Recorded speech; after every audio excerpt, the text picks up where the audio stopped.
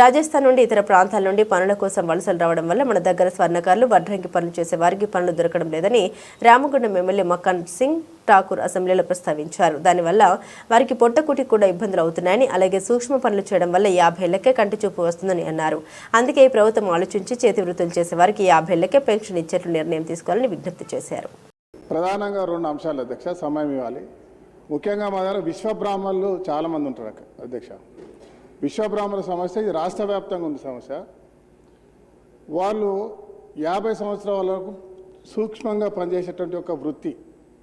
ఈ మధ్యకాలంలో అనేక బంగారు షాపులు, రెడీమేడ్ షాపులు రాజస్థాన్ నుంచి ఇతర ప్రాంతాల నుంచి ఇక్కడికి వర్కర్స్ రావడం వల్ల విశ్వబ్రాహ్మణులుగా పనిచేసేటువంటి హౌసుల వాళ్ళకి వడ్రంగులు ఇతర వ్యవస్థలో కూడా పని లేకుండా పోతా ఉంది. దానివల్ల అనేక సమస్యలు ఎదుర్కొంటా ఉన్నారు. వాళ్ళ కళ్ళ యొక్క ఐసైట్ తగ్గిపోగానే 50 సంవత్సరాలకే వాళ్ళకి వృత్తి లేక చాలామంది ఆకలి చావులు. వాళ్ళ పిల్లలు ఏదైనా చదువుకొని ఉంటేనేమో వాళ్ళ కుటుంబాలు బాగున్నాయి, తత్తిమ వాళ్ళందరూ కూడా కూలిపోయేటువంటి పరిస్థితి. వారి అంశంలో ప్రత్యేకంగా ఆలోచన చేయాలి. పెన్షన్లు ఆ 50 సంవత్సరాలకి ఇచ్చేటువంటి ఒక అవకాశం కల్పిస్తే బాగుంటుందని ఆలోచన.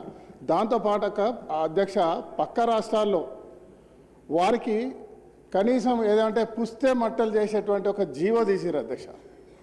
అలాంటి కార్యాచరణ మన రాష్ట్ర ప్రభుత్వం కూడా తీసుకొని ఇస్తే ఆ విశ్వబ్రాహ్మణులకు నిజమైనటువంటి ఒక జీవితాన్ని ఇచ్చినట్టు ఉంటుందని చెప్పి నేను కోరుతా ఉన్నా.